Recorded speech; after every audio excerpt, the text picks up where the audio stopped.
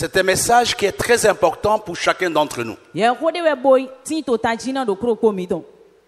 je n'aimerais pas que tu sortes de cette conférence ou de ce séminaire sans que Dieu te touche.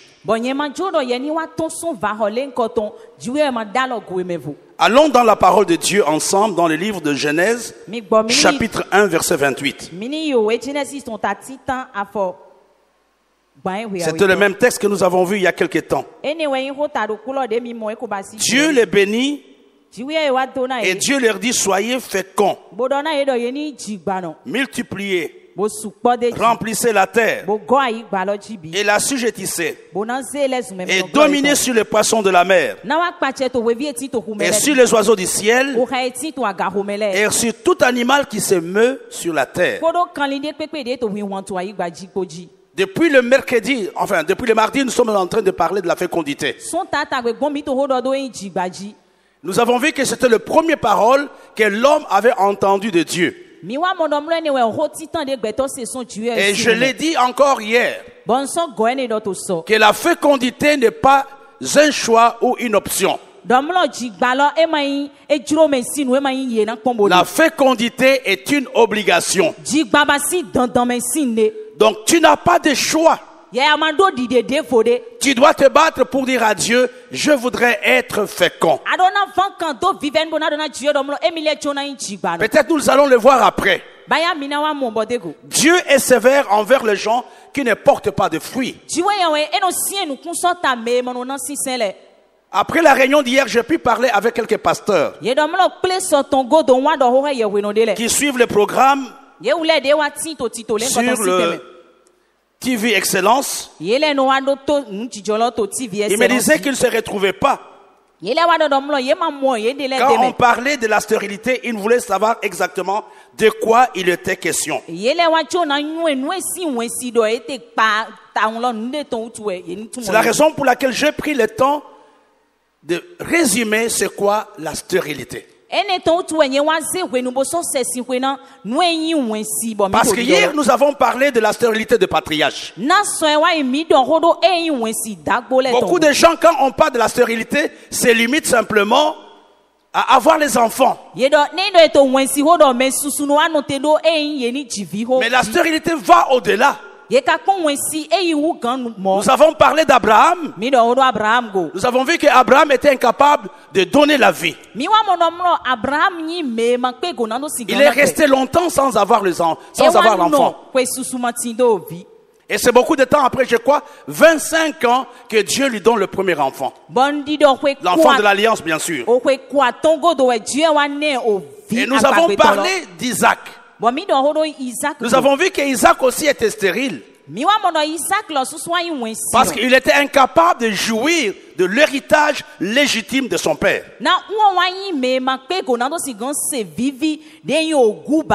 Et nous avons parlé d'Isaac, de Jacob. Nous avons vu que Jacob aussi était stérile. Pourquoi? À cause de la transformation qui était absente dans son caractère. Alors pour revenir à la question qui a été posée, qui est aussi une préoccupation de plusieurs d'entre nous cette nuit. J'aimerais vous donner quelques points concernant la stérilité. C'est pour que nous puissions savoir si nous sommes concernés, oui ou non. Mais par expérience, je sais que plusieurs nous sommes concernés. Prenez la première définition de la stérilité. C'est une personne qui ne produit rien, qui ne rapporte rien, malgré les efforts, les aptitudes ou le potentiel.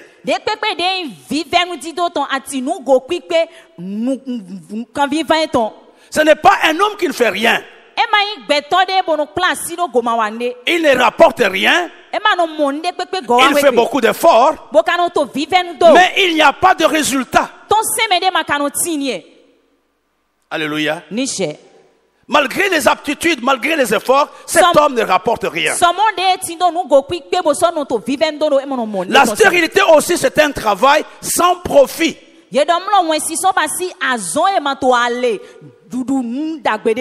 Tu travailles, mais tu n'as pas de profit.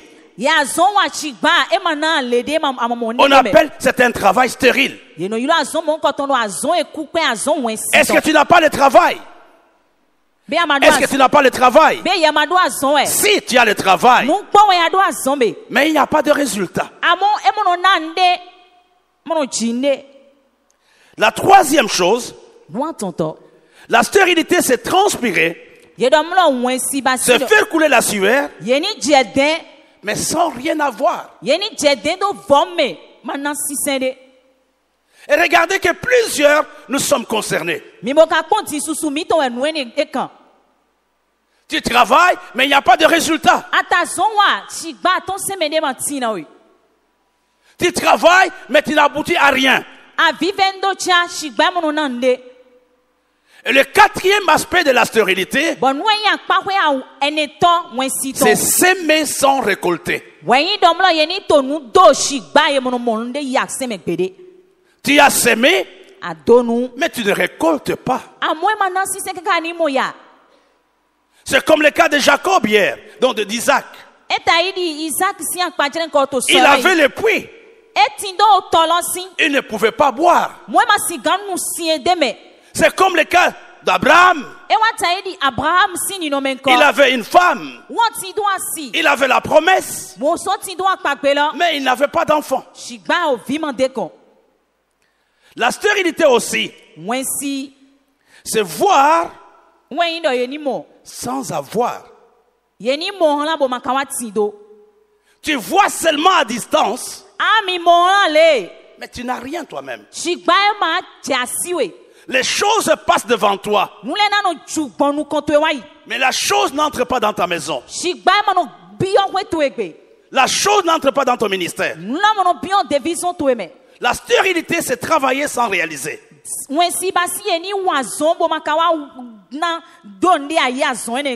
Et vous comprenez, frères et sœurs, que plusieurs nous sommes concernés par la stérilité. Hier, j'ai mis l'accent sur quelque chose de très important. Que personne ne peut combattre la stérilité. Pardon? Personne ne peut combattre la stérilité. Si la personne elle-même ne prend pas conscience que quelque chose n'est pas propre dans sa vie. Il y a un exemple très facile que je peux vous donner.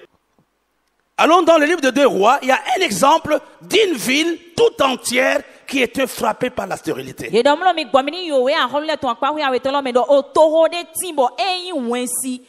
toute une ville. Ce n'est pas le prophète qui avait dit que la ville était stérile. Il n'y avait pas une prophétie. Mais ce sont les habitants de la ville qui ont dit quelque chose ne marche pas, prophète. Regardons ensemble dans le livre de 2 Rois, chapitre 2, verset 19. La Bible nous dit, les gens de la ville dirent à Élisée, voici le séjour est bon, comme voit mon Seigneur, mais les eaux sont mauvaises et le pays est stérile. Alléluia. Qui parle ici? Ce sont les gens de la ville eux-mêmes qui parlent.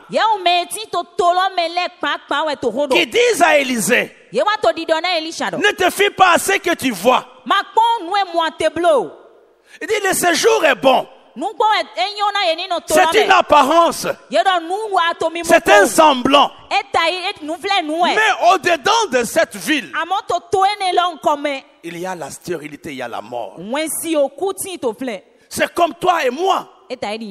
Les gens peuvent dire que tu es bien. Les gens peuvent dire que tu as un mariage. Les gens peuvent dire que tu as un travail. Personne ne peut dire exactement ce que tu vis. Il n'y a que toi qui peut dire au prophète, ne te fie pas à ce que tu vois, mais quelque chose est mauvais dans ma vie. Alléluia. Ce ne sont pas les gens de la ville qui avaient parlé. Ce ne sont pas les gens de la ville qui avaient parlé. Plutôt, ce n'était pas Élisée qui avait parlé. Voilà. Mais les gens eux-mêmes ont dit au prophète, quelque chose n'est pas propre. Je voudrais t'amener à ce niveau-là. Je prie. Je gêne. Est-ce que je suis fécond ou je suis stérile? Le tout n'est pas dire je suis dans la foi. Est-ce que tu jouis du résultat de ton travail? Est-ce que tu jouis de ton ministère? Est-ce que tu jouis de ta santé? C'est ça l'objectif de ce séminaire. Les gens disent à Élisée, il y a la stérilité en nous. Il n'y a pas Élisée ici. Mais tu peux le dire au Seigneur. Il y a quelque chose qui n'est pas propre. Il y a quelque chose qui n'est pas propre en nous ici. Et Seigneur fait quelque chose. Et la parole de Dieu nous dit que quand ils ont parlé à Élisée, Élisée leur a dit, il n'y a pas de problème. Amenez un plat neuf et mettez sur ce plat du sel. Et le prophète est parti jusqu'à la source. Et il avait parlé à la source. Nous allons revenir là-dessus après. J'aimerais dire à quelqu'un que si la situation dans laquelle tu te trouves, c'est un homme ou une personne qui a parlé pendant le séminaire, tu as la possibilité aussi de parler. La stérilité sur la ville de Jéricho était une conséquence de paroles que Josué avait prononcées. Il avait dit, maudit soit celui qui va rebâtir cette ville.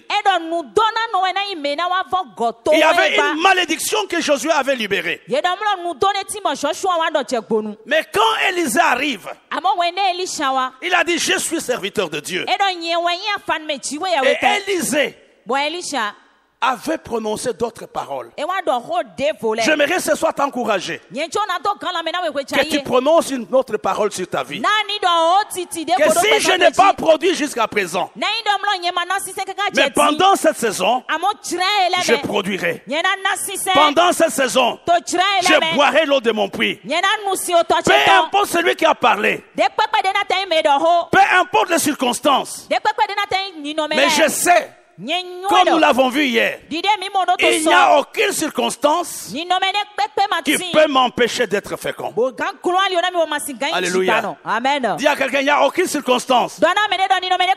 Il n'y a aucune circonstance qui peut m'empêcher d'être fécond. Dis encore, il n'y a aucune circonstance.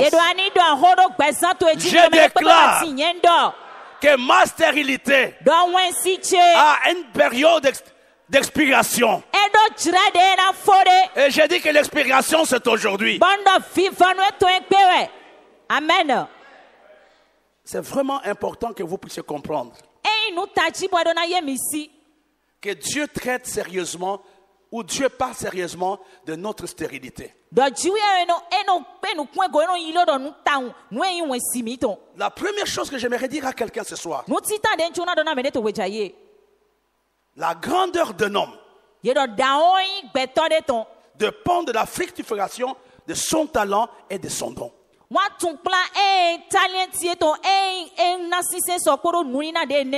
ne peux pas être grand si le don et le talent que Dieu t'a donné ne sont pas fructifiés.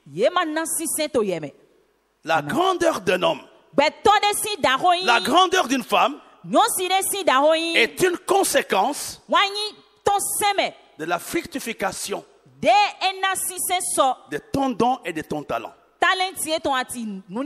Les gens ne cherchent pas les gens qui n'ont pas de fruits.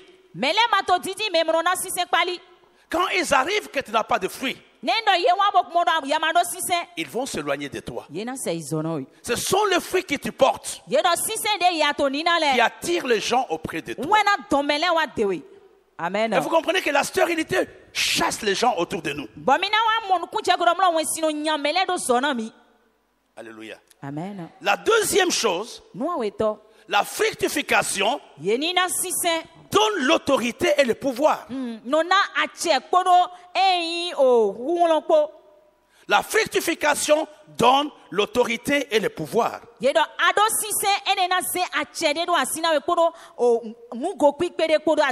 La première chose que j'ai dite, notre grandeur, notre élévation est fonction de la fructification des dons et des talents que Dieu donne à chacun d'entre nous. Et la deuxième chose, chaque fructification libère le pouvoir et l'autorité.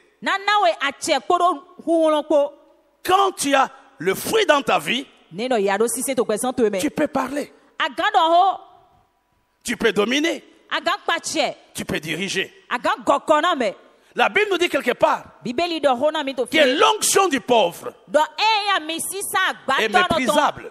Quand tu es pauvre, quand tu n'as rien à donner, personne ne peut s'intéresser à toi. Alléluia. Amen. Quand tu as un don, quand tu chantes, quand tu travailnes, quand tu es utile, en ce moment-là, les gens vont s'intéresser à toi. Je ne suis pas à Cotonou parce que je suis professeur, non. Je suis à Cotonou parce que je suis enseignant. C'est à cause d'un don que j'ai. Et tu comprends l'objectif de ce séminaire. C'est de t'amener à vivre grâce à ton don. T'amener à vivre grâce à ton talent.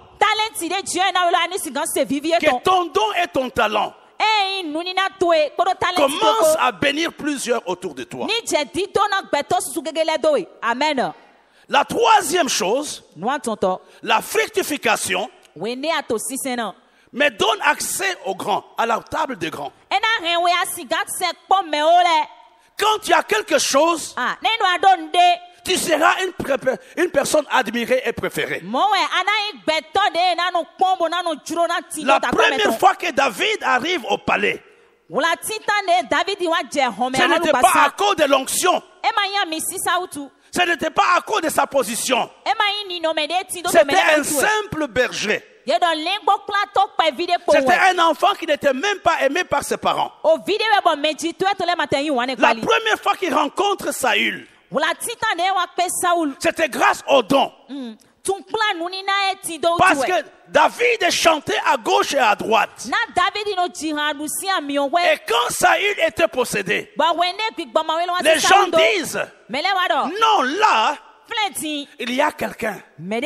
Quand il chante, tu peux t'arrêter. Et j'aimerais dire à quelqu'un, c'est ma prière, que les gens te cherchent à cause de ce que tu as. David n'était pas au courant, mais il était fécond. Les gens ont dit à Saül, il y a quelqu'un. Alléluia. Amen. Il y a quelqu'un. Je voudrais que Dieu te cherche, que Dieu te présente. Grâce au don que tu as, grâce au talent que tu as, mais fructifie les choses que tu as. Alléluia. Amen. Alléluia. Amen. Est-ce que vous me suivez ce soir? Est-ce que vous me suivez ce soir? Amen. Dis à quelqu'un, je boirai. Je serai élevé grâce à mon don. Je vais vous poser la question. À la Pentecôte, il y avait à peu près dans la chambre 120 personnes, je crois, ou même plus. Est-ce que la langue de feu s'était posée sur chaque personne, ou bien il y avait des gens qui dépendaient de la langue des autres? Qu'est-ce que la Bible dit? Qu'est-ce que la Bible dit? Sur chaque tête, il y avait une langue de feu. Et je te dis aussi, cette langue de feu est sur toi. Le don qui est en toi, ce ne sera pas des choses de l'extérieur. Je prends David. Il arrive au front. Et là, il y avait une armure sophistiquée. Nous avons un commissaire de police dans la salle. C'était les armes de Saül étaient extraordinaires. Quand David arrive, on lui propose l'armure. Il dit non, moi je ne saurais pas marcher avec ça. Et qu'est-ce qu'il avait fait? Il avait utilisé le pierre qui était dans sa sacoche. Je te dis aussi, Dieu te bénira grâce au don que tu as, grâce au talent que tu as, grâce au ministère que tu as. C'est là où Dieu te bénira. Alléluia. Amen. Et vous savez, je vous ai dit que la fructification ouvre la porte à la grandeur. Alléluia. Amen. La fructification ouvre la porte à la grandeur. Thibaut, je peux avoir mon petit bâton?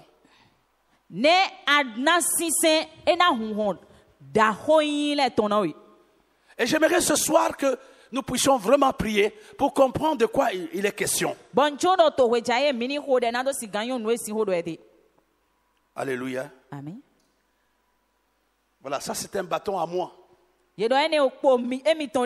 Allons dans le livre de Nombres, chapitre 17. Et nous arrivons au message de la soirée. Nombre 17. Alléluia. La Bible nous parle d'une famille ou d'une tribu. C'était la famille d'Aaron et de Moïse. Et les gens ont commencé à bouder ou à contester l'autorité ou le leadership d'Aaron. Ils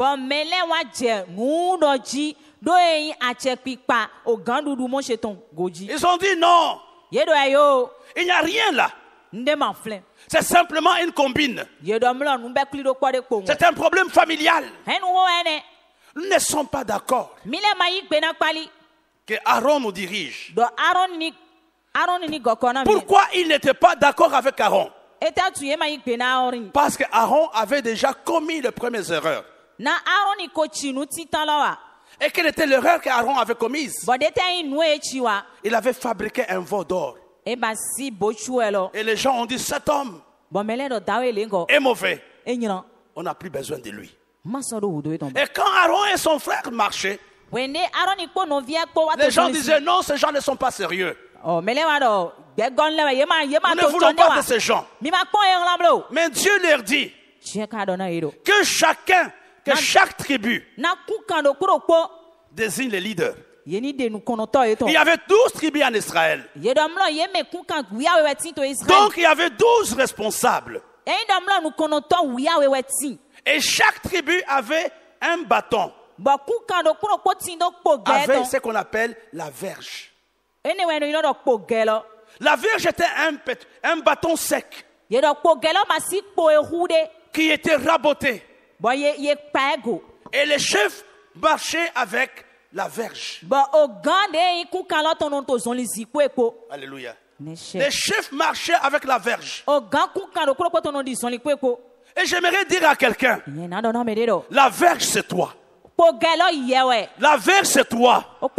C'est ton ministère. C'est ta famille. C'est ton mariage.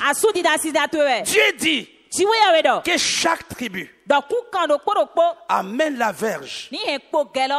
Et que sur chaque verge, qu'on mette le nom. On ne pouvait pas avoir la combine. Et où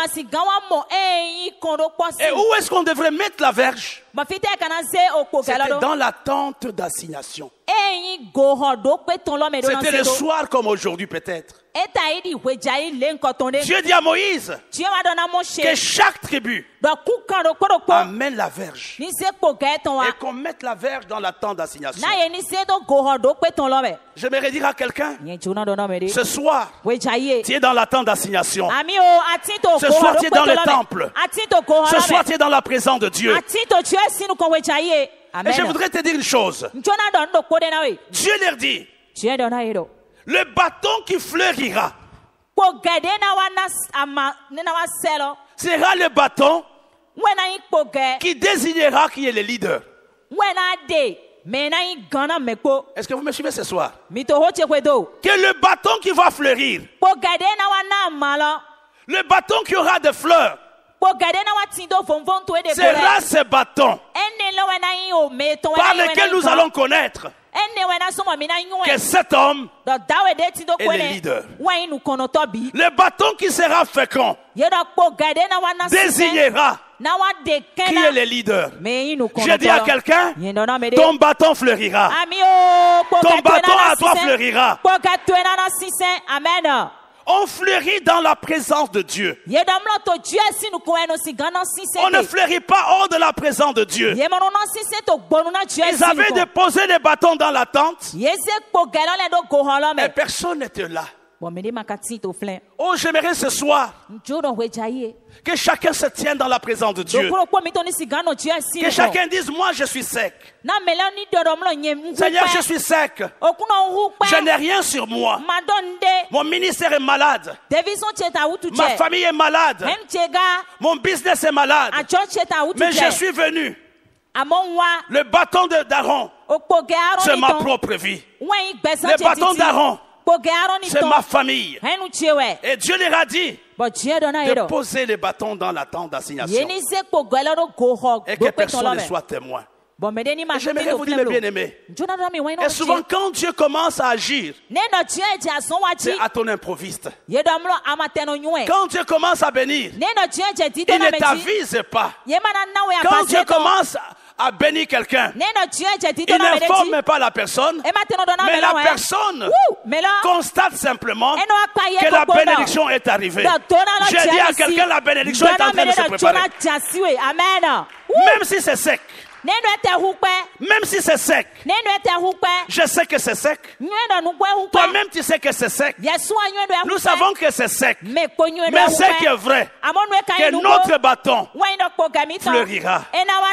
Ton bâton à toi fleurira. Si hier il était sec, la présence de Dieu, la parole de Dieu amènera ton bâton à avoir des fleurs. Amènera ton bâton à avoir des fleurs. Ce soir, je déclare que Dieu libère dans l'église. Dieu libère dans chaque personne. Si chaque personne la fécondité. C'est dans le livre de Nombres, chapitre 17. Alléluia. Il y a quelque chose d'extraordinaire.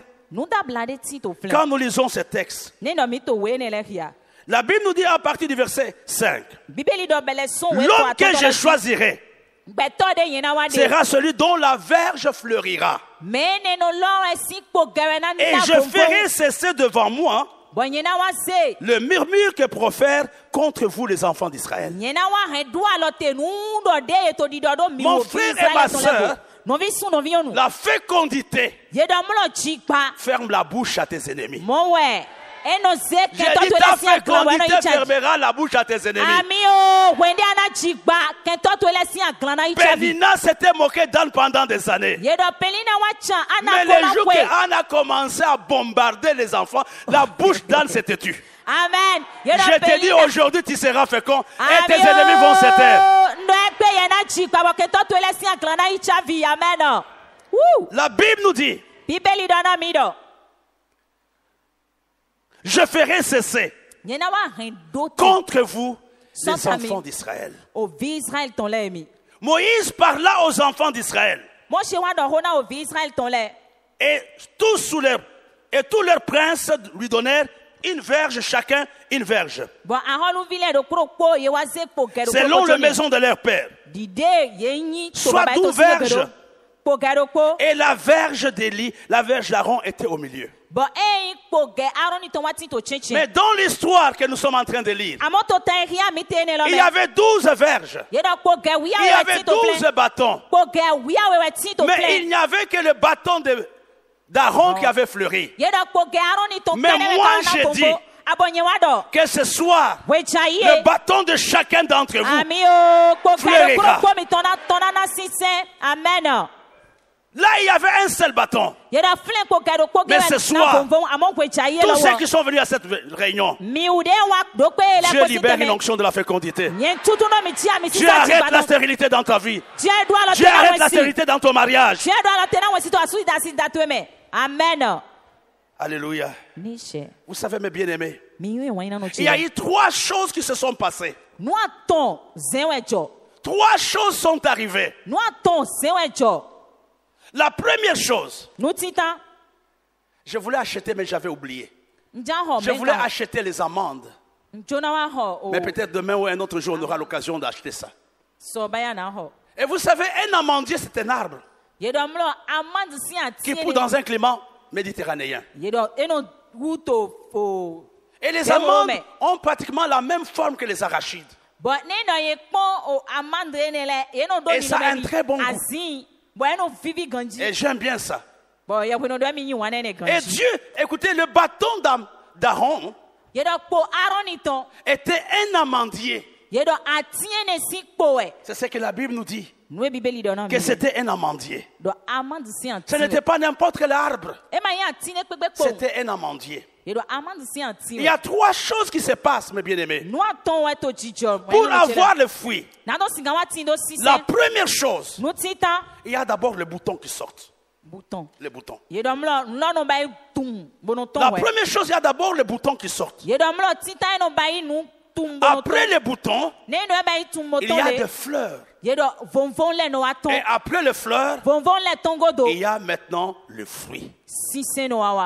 Mais en une seule nuit, les 3 opérations se sont produites. Je te dis aujourd'hui, Dieu va libérer une onction d'accélération.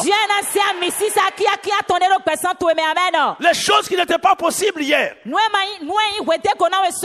vont être possibles aujourd'hui. Et le matin, chacun est venu à la tente d'assignation. Toutes les 12 personnes étaient là. On ne pouvait pas dire que c'était injuste.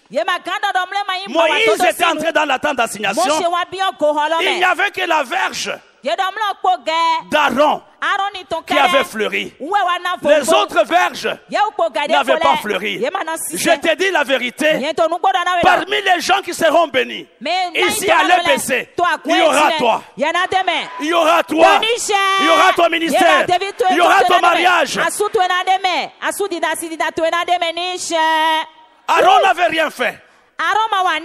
Mais Dieu lui-même l'avait rendu grand. Je vous ai dit que la fructification a pour conséquence notre grandeur.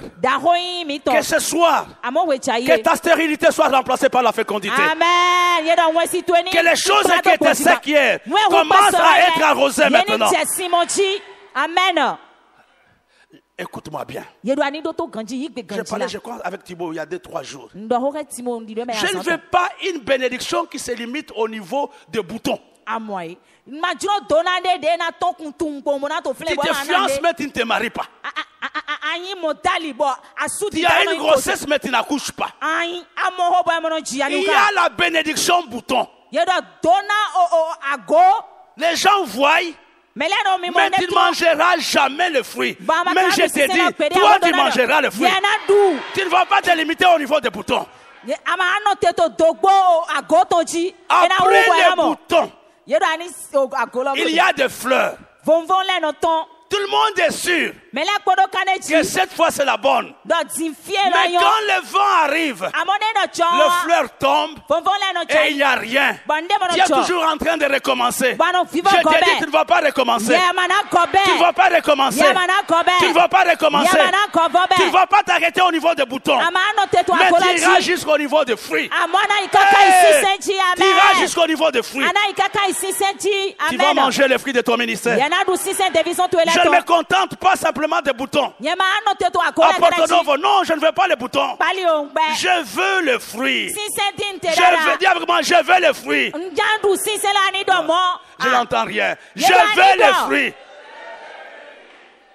Non, je ne veux pas de fiançailles qui durent le fiançailles seulement par vision, le fiançailles par internet, mais il n'y a rien.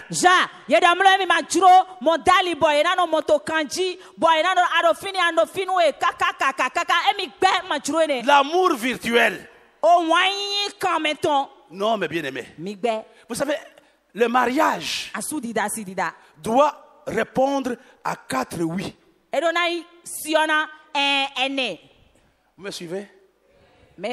Pour avoir le mariage, il faut 4 oui. Dis pour avoir le mariage. Pour avoir le mariage, il faut 4 oui. J'aurai les 4 oui. Le premier oui, c'est entre 2 personnes. Entre toi et Médard. On ne voit pas ça. Ça, c'est le premier oui. Entre Marceline et Charles. Ça, c'est le premier oui. Personne n'est là, personne ne voit. Entre des individus. Ça, c'est le premier oui. Le deuxième oui, ce sont les 2 familles. La famille du garçon et la famille de la fille. Est-ce que tu aimes Thibaut? Dis oui. Ça, c'est le deuxième oui. Le troisième oui, c'est à la mairie de Douala, à la mairie de Cotonou. Alléluia. Et le dernier oui, le 4e oui, c'est ici. Alléluia. C'est ici. Je dis à quelqu'un ce soir, tu ne vas pas te limiter au niveau des boutons. Tu ne vas pas te limiter au niveau des feuilles. Tu ne vas pas te limiter au niveau des fleurs. Mais tu mangeras le fruit. Tu mangeras les amandes. Hey! Alléluia. Alléluia. Qui me suit ce matin, ce soir?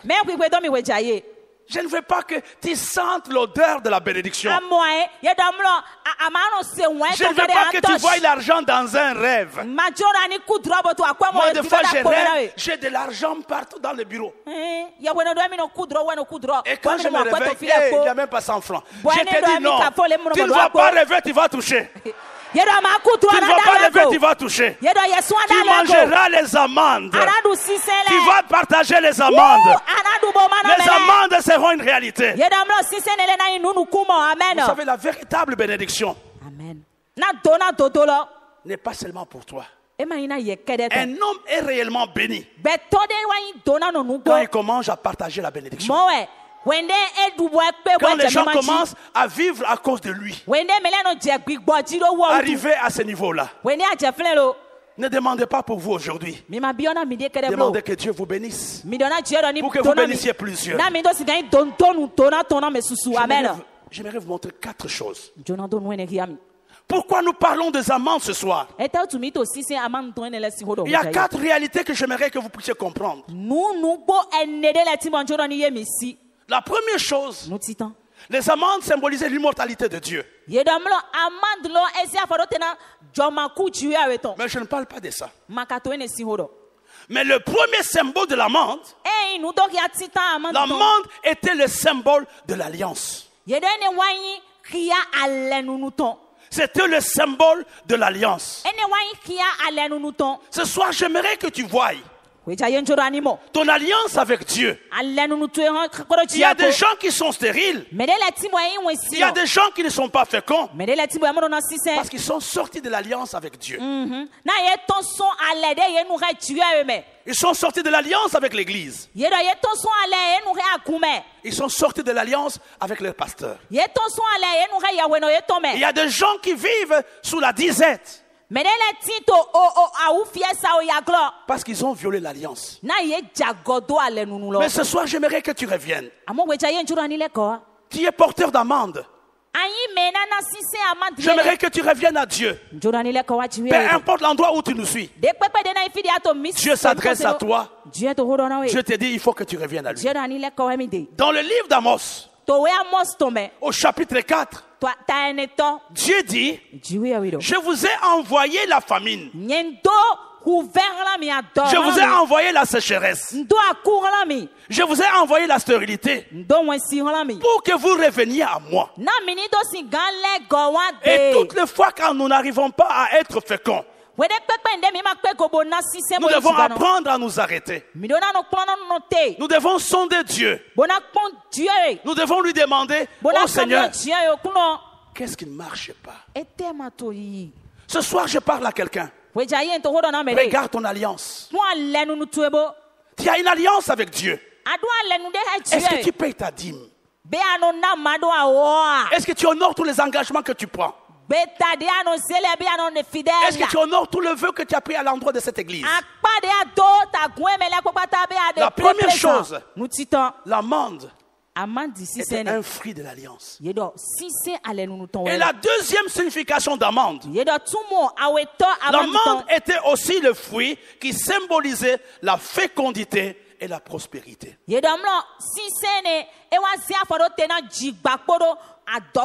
Ce soir, je prie pour quelqu'un que la fécondité soit une réalité dans ta vie. Tout ce que tu toucheras doit prospérer. Tout ce que tu vas toucher va prospérer. Regardez l'alliance que vous avez avec Dieu. C'est à cause de l'alliance que Anne est sortie de la stérilité. Regarde ton alliance ce soir. Il y a des choses que Dieu t'a demandé de faire, mais que tu as complètement oublié, que tu as complètement négligé. Voilà d'où te vient le problème. Ça fait des années que tu ne payes jamais ta dîme. Ça fait des années. Tu dois l'argent à quelqu'un, mais tu fais semblant comme si tu ne devais pas. Et quand la personne commence à se plaindre, et ça bloque tes affaires, et sans savoir d'où te vient. Mais ce soir, Dieu te dit, rentre dans l'alliance. La deuxième signification d'amende, c'était le symbole de la fécondité. Le symbole de la croissance. Le symbole de la prospérité. C'est à toi ce soir. C'est à toi ce soir de dire à Dieu, je ne veux plus une vie de surplace. Dis avec moi, je refuse. Dis avec moi, je refuse la vie de surplace. Je refuse la monotonie. Je refuse les habitudes. Ce soir, j'ai dit Seigneur, je sors de toute forme de limitation. Sors de toutes les limitations. La vie d'habitude, la vie de routine épuise. Et je prie pour toi que la saison de nouvelles choses, que la saison de boutons, que la saison de fleurs, que la saison de feuilles, que la saison de fruits arrive dans ta vie.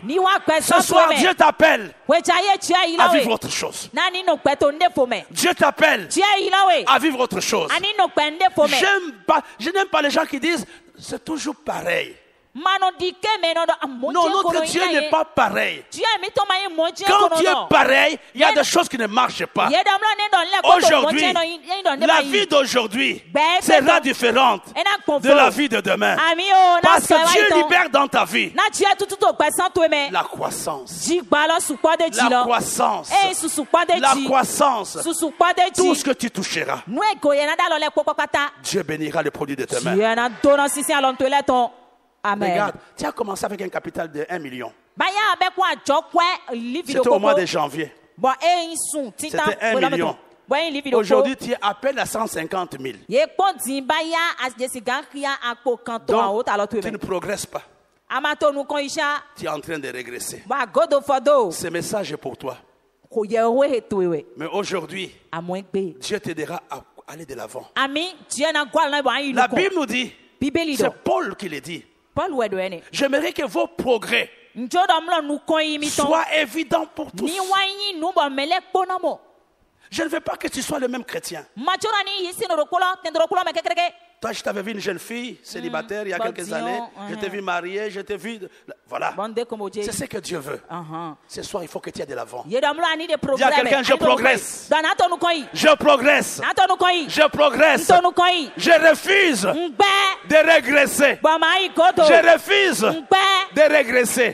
J'ai régressé hier. Je me cramponne aujourd'hui. Je n'irai pas plus bas, mais je monterai. Je monterai. Je monterai. Moi, je me rappelle quand on était enfant, on mettait les cadeaux le jour de l'indépendance. Il y avait des bâtons qu'on mettait, les arbres qu'on mettait dans la plaine. Et on y mettait l'huile de palme. On mettait les cadeaux là-haut. Et quand tu montais sans attention, tu descendais. Mais on nous a dit comment faire. Notre maître nous a dit comment faire. Il a dit, quand vous montez, mettez les sables dans la poche. Quand tu sens que tu commences à glisser, enlève la poussière ou les sables. Mets sur le bâton, cramponne-toi, tu te reposes, après tu montes. J'ai dit, tu t'es reposé, aujourd'hui tu monteras. Aujourd'hui tu auras les amendes.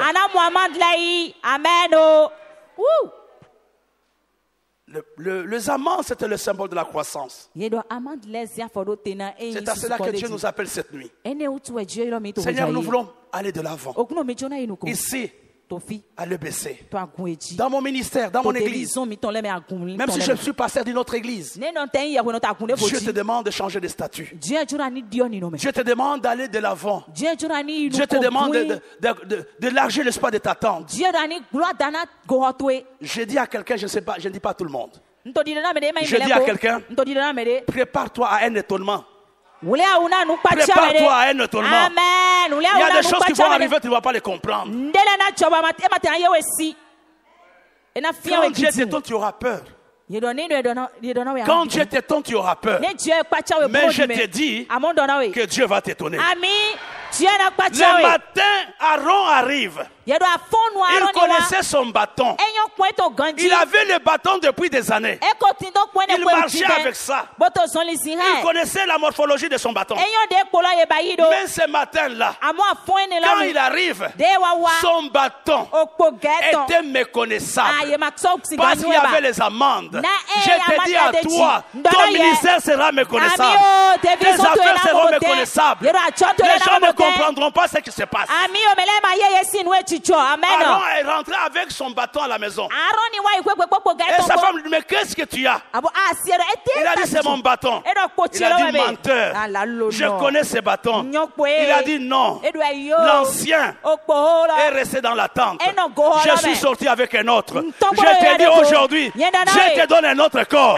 Dieu te donne un autre ministère. Dieu te donne de nouvelles relations. Aïe, aïe, aïe. Est-ce que tu comprends ce que je dis ce soir?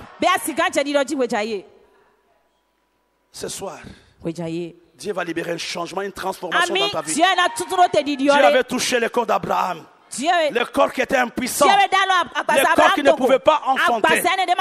Mais quand Dieu l'a touché, Abraham a pu avoir 6 enfants.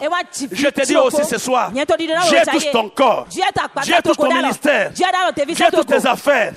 Tout ce qui n'était pas possible hier sera possible aujourd'hui. Sera possible aujourd'hui. Tous les différents blocages. Oh, je te dis ce soir, ton bâton va fleurir. Ton bâton va fleurir. Tu ne vas pas t'arrêter au niveau des boutons. Tu ne vas pas t'arrêter au niveau des fleurs. Mais tu mangeras les amandes. Tu mangeras les amandes. Tu mangeras les amandes. Tu mangeras les amandes. Non seulement toi. Non seulement toi. Mais les gens autour de toi mangeront les amandes. Mangeront les amandes. Et les gens diront, il n'y a pas de contestation. Il n'y a pas de contestation. Les gens sont venus voir Isaac. Ils ont dit aujourd'hui, nous savons que tu as un Dieu puissant. J'aimerais dire à quelqu'un, les gens viendront dire, nous savons que tu as un Dieu puissant. Nous savons que tu as un Dieu puissant. Je ne sais pas si tu comprends ce que je dis. Amen. Tu as un Dieu puissant. Tu as un Dieu puissant. Tu as un Dieu puissant. Je vais vous montrer quelque chose, mes bien-aimés. J'aimerais que chacun comprenne ce que nous sommes en train de voir. Regardons ensemble dans le livre de Genèse chapitre 43, verset 11.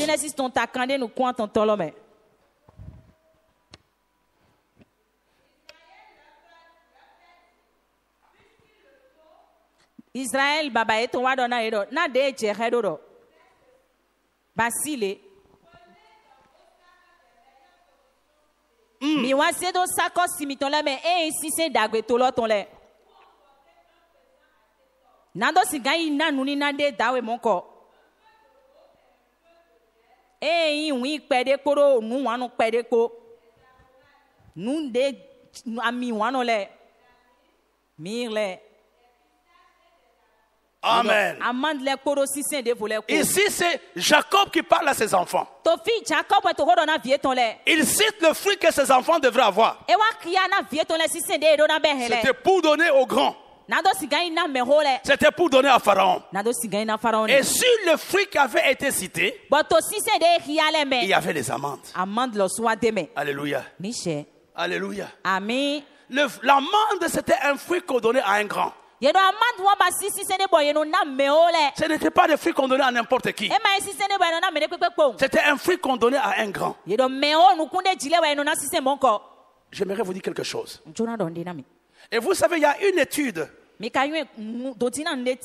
de l'université Harvard qui dit ceci. De l'université Harvard. L'université américaine. Ils ont fait des études pendant des années. Ils ont découvert que l'homme réussit à 15% grâce à sa force, grâce à son intelligence, grâce à tout ce qu'il fait. Mais les 80% qui restent proviennent des autres. Vous me suivez? J'étais surpris quand j'ai vu cela. Le 85% de notre réussite ne vient pas de nous, vient des autres. Je ne suis pas à Cotonou parce que j'ai beaucoup prié. Je suis à Cotonou parce que j'ai une relation avec le bishop Josué. Ce matin, j'étais en train de regarder combien d'années je le connais. 22 ans. Le même temps que je connais Charles aussi. 22 ans à peu près. Vous devrez même me faire comment? Membre d'honneur de l'église. 22 ans de fidélité et de loyaux services à l'EBC. Amen. Alors, qu'est-ce que je dis? J'aimerais que Dieu nous aide à comprendre cela. Il y a des choses qui dépendent de nous. Mais il y a certaines autres choses qui dépendent des gens qui sont autour de nous. Et c'est la raison pour laquelle je dis, ce soir, Dieu te donnera des hommes et des femmes qui t'aideront à réussir. Que Dieu te donne des connexions de bénédiction. Tout ne vient pas de toi. Il y a des choses que tu auras. Tu as prié, mais il y a des choses que tu auras. Parce que Dieu a touché quelqu'un. Le même miracle qui avait aidé le prophète Élie. Dieu dit, j'ai ordonné à une veuve, la veuve de Sarepta, de te nourrir, de te faire sortir de la stérilité. Je te dis ce soir que pendant cette saison, Dieu mettra sur ta route les hommes et les femmes qui vont te faire du bien. Les hommes et les femmes qui te feront du bien. Dieu mettra dans cette église les hommes et les femmes qui feront du bien à cette communauté. Dis avec moi ce soir. Dis ce soir, je réclame les connexions divines. Les connexions divines. Seigneur, ce soir, comme tu l'avais fait pour Élie, envoie les hommes et les femmes qui vont me faire du bien. Comme tu l'avais fait pour Naaman, tu peux le faire pour moi. Je dis à quelqu'un ce soir, il y aura quelqu'un qui t'appellera. t'aidera. Il y aura quelqu'un qui va te soutenir. Quelqu'un qui n'est pas de ta famille. Qui dira je vais t'aider. Je vais te bénir. Je vais t'amener de loin. Je dis à quelqu'un ce soir, attends-toi à cela. Attends-toi à cela. Attends-toi à cela. Tu as les amendes. Tu as les amendes. Tu vas les envoyer à Pharaon. Tu vas les envoyer à Pharaon. Et Pharaon, là où il est, il va t'appeler. Il va t'appeler. Il va t'appeler. Ce soir, je dis à quelqu'un, le temps de connexion divine, le temps de la bénédiction, le temps que les hommes et les femmes te fassent du bien. Ce n'est pas hier. Ce n'est pas hier. Ce n'est pas demain. Mais c'est aujourd'hui. C'est aujourd'hui. C'est aujourd'hui. Amen. Tu as les amendes. Ton étoile brille ce soir. Ton étoile brille ce soir. Ton étoile brille ce soir. On viendra te chercher. Là où on t'a oublié. On viendra te chercher. Là où les gens ont pensé qu'ils ont fini avec toi. Mais je t'ai dit, tu es encore incontournable. On avait oublié Benjamin. On avait oublié Benjamin. La prophétie de Joseph ne pouvait pas s'accomplir.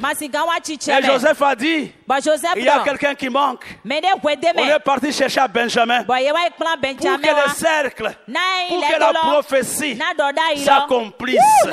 J'ai dit à quelqu'un ce soir, tu seras incontournable. Tu seras incontournable. On aura besoin de toi.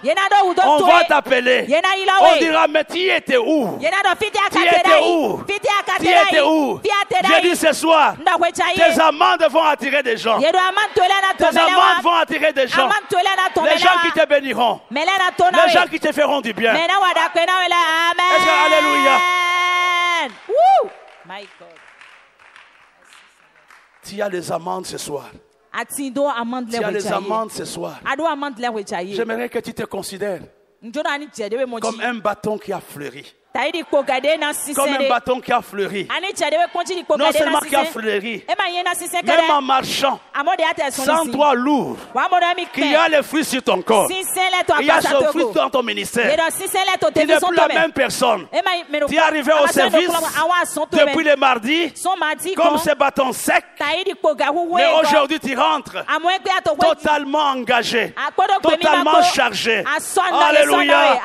Alléluia. Dis avec moi, mon bâton, mon bâton, ma verge est en train de fleurir. Est en train de fleurir.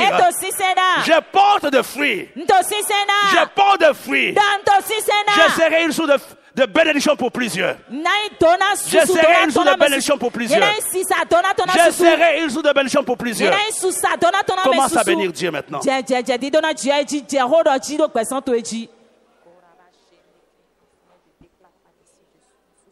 J'aimerais que tu pleures devant Dieu.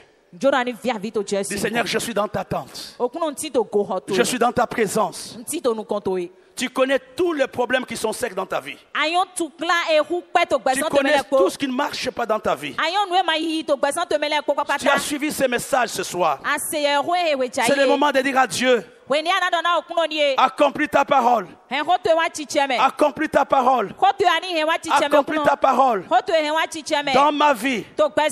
Dans mon ministère. Ce soir, je me tiens devant toi. Ce soir, je me tiens devant toi. Je vais fleurir. Je vais fleurir. Je vais fleurir. Au nom de Jésus. Asseyez-vous s'il vous plaît. Nous allons terminer d'un moment à l'autre.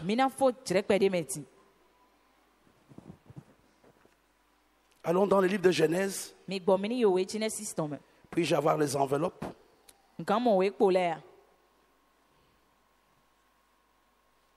Regardons notre texte de base, Genèse chapitre 1, verset 28.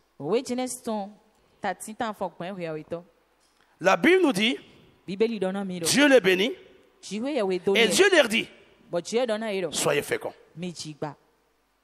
Alléluia. Amen. Qu'est-ce que Dieu avait dit? Qu'est-ce qu'il leur dit? J'ai lu cela. Qu'est-ce que Dieu a dit? Dis à ton voisin, sois fécond. Dis à ton voisin, sois fécond. Dis à haute voix, sois fécond.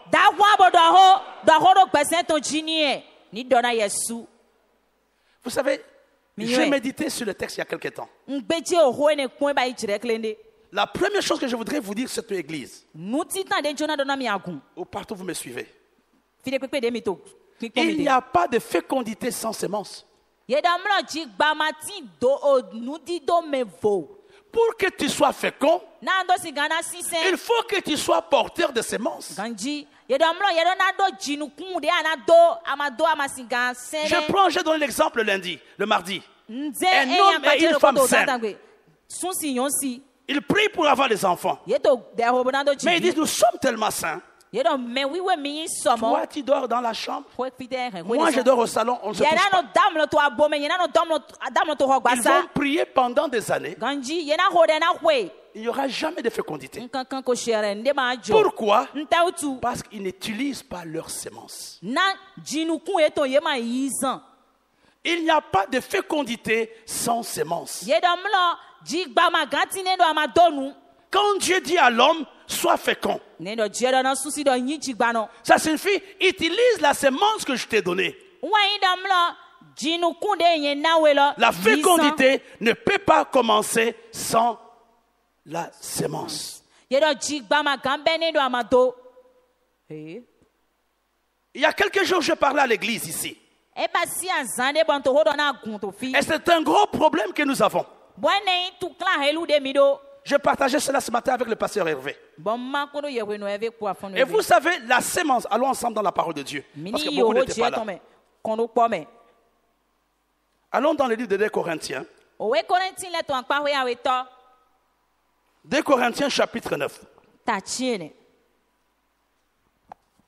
La Bible nous dit, on peut commencer à partir du verset 7. Que chacun donne comme il a résolu en son cœur,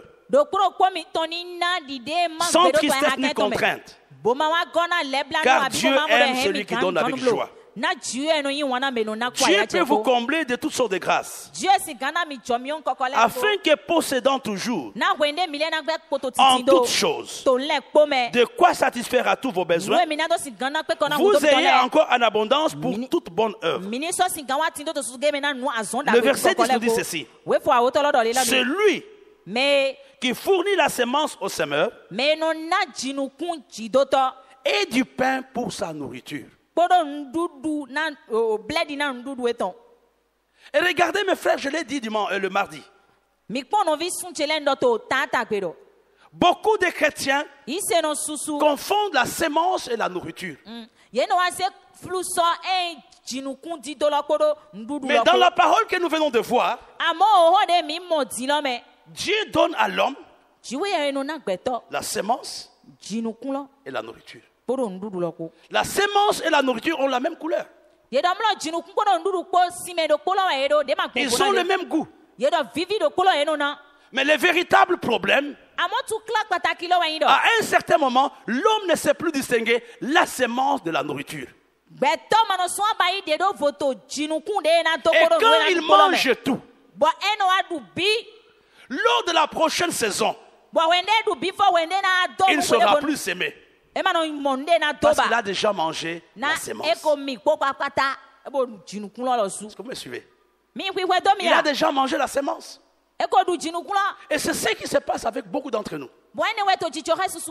Dieu nous bénit, mais nous ne faisons jamais attention à enlever la sémence. La bénédiction arrive, je mange tout. Et que je ne sois pas surpris que je passe régulièrement par les problèmes financiers et matériels. Parce que tu n'as pas de sémence. Et quand tu n'as pas de discipline personnelle, tu ne sauras jamais s'aimer. Et ce n'est pas facile de s'aimer. Pour s'aimer, il faut le désirer. Pour s'aimer, il faut s'imposer une certaine discipline.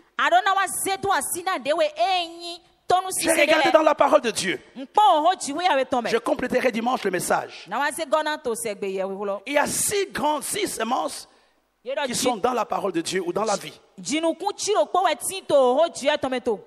La première chose que j'aimerais te dire, quand tu sèmes l'igname, quand tu plantes l'igname, tu ne peux pas avoir les patates douces. Chaque semence produit. J'aimerais d'abord vous dire une chose. Que tout ce dont nous avons besoin se trouve dans une semence. Tout ce dont l'homme a besoin se trouve dans une semence. Et nous-mêmes, nous sommes le produit de la semence. Et la deuxième chose, la plupart des choses que Dieu nous donne, il nous les donne sous forme de semences. Quand il parle à Israël, dans le livre d'Ézéchiel, chapitre, je crois, 20, verset 9, il dit, je vous donne un pays où coule le lait et le miel. Je ne connais aucun pays où il y a le lait et le miel. Parce qu'on produit le miel en élevant les abeilles. On produit le lait en faisant l'élevage. Tout ce que Dieu fait pour l'homme, il le donne sous forme de semence. À toi d'utiliser la semence. Je n'utilise pas la semence. La première semence, c'est le rhéma de Dieu. Dieu te parle. Comme ce soir, Dieu nous a parlé. C'est une semence. Et quand tu la prends, le miracle peut arriver. La deuxième semence que l'homme peut utiliser, je l'ai dit tout à l'heure, c'est la semence de la relation. Il y a des choses qui arriveront dans votre vie. Ce n'est pas parce que vous êtes bon. C'est simplement parce que vous avez de bonnes relations. Amen. Parce que vous avez de bonnes relations. Et une relation s'entretient. La relation est une semence. Et tu croiras que tu perds pour la relation. Pardon? Tu croiras que tu perds. C'est une semence. Demain, tu vas la récolter. Je ne vais pas citer des cas ici. Ce sont des semences de relation. Je suis arrivé ici, comme je l'ai dit, parce que j'ai une relation avec le bishop Josué. Il y a 22 ans, mon beau-frère, il n'est plus ici aujourd'hui, il est aux États-Unis. Il était pasteur ici. Je lui avais demandé, je cherche un bon prédicateur du Bénin. Je ne connaissais pas le Bénin. Il m'a dit, je connais un bon pasteur. Il est aussi enseignant comme toi. Et il m'avait donné le nom de l'évêque Josué. Et je l'avais invité il y a 22 ans aujourd'hui. Il est venu et tout est parti de cette semence-là. Et je me rappelle le jour qu'il y a eu même incendie chez Maman Chantal. C'est la première fois que j'avais parlé avec elle au téléphone, je l'ai appelée. Je lui ai dit, bon voilà, je suis pasteur, je suis un ami de Josué, je suis à Douala. J'ai appris qu'il y a eu un incendie. C'était la première fois que j'entendais sa voix. La deuxième semence pour chaque personne, c'est la relation. Et la troisième semence, c'est l'éducation, la formation. Votre parent peut être pauvre, mais l'éducation, l'instruction est une semence pour que vous mangiez demain.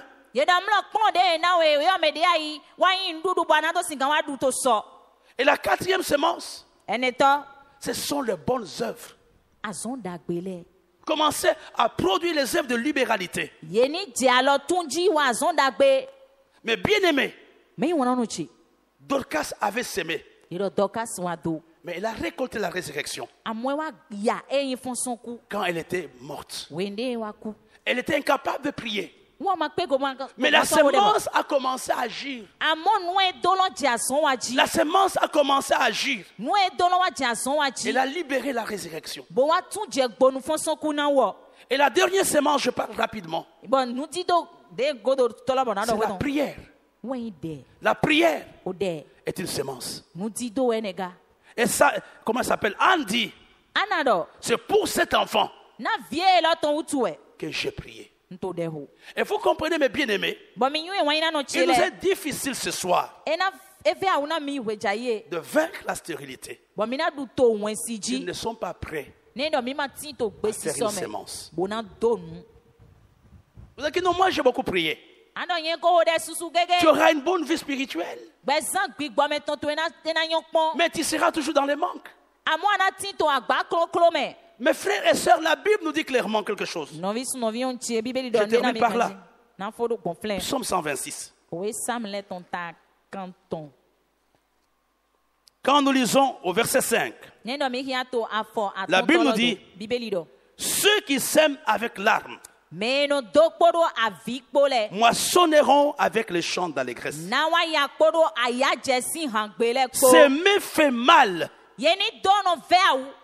Quand tu sèmes et que ça ne te fasse pas mal, tu n'as pas sémé.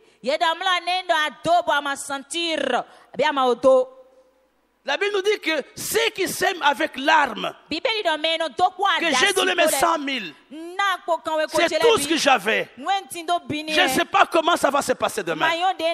Ceux qui sèment avec larmes, la Bible nous dit, la Bible n'a pas dit, ils vont peut-être. Mais la Bible nous dit, ils vont moissonner avec le chant d'allégresse. C'est ce que nous voulons faire ce soir. Et la Bible nous dit aussi, celui qui marche en pleurant, quand il porte la semence, revient avec allégresse quand il porte ses gerbes. Je sais que s'aimer, donner, fait mal. Donner, s'aimer fait mal. David dit, je ne peux pas donner à mon Dieu quelque chose qui ne m'a rien coûté. Je ne vais pas vous manipuler, frères et sœurs. Je n'ai pas cette nature-là. Je vous partage la parole de Dieu. Je vous mets devant vos responsabilités. Anne était stérile. Mais la seule chose qu'Anne avait pu faire, c'était une alliance, c'est le vœu. C'est ce qu'elle avait dit à Dieu, je te donne ça. Tu es stérile dans un domaine précis. Tu es stérile dans un domaine précis. Nous avons vu les 3 domaines. Christian, tu peux nous donner maintenant le chant. Ah, c'est Christian, il est là, je l'ai vu. Le groupe de louanges peut nous aider. J'aimerais ce soir que chacun baisse la tête comme nous l'avons vu hier. Vous avez un 50 000, 100 000, 25 000, 10 000, quelque chose qui vous fait mal, et vous voulez voir Dieu agir dans votre vie, venez librement prendre pour remettre dimanche. Venez prendre ça, venez rapidement, vous-même là vous êtes, que je prends, ça me fait mal, mais c'est pour mon salut. C'est pour que quelque chose change dans ma vie. J'aimerais que vous veniez vous-même devant Dieu. On ne prendra pas la liste, mais vous avez vos responsabilités. J'aimerais que Dieu honore sa parole et honore votre foi. Que Dieu honore sa parole, honore votre foi.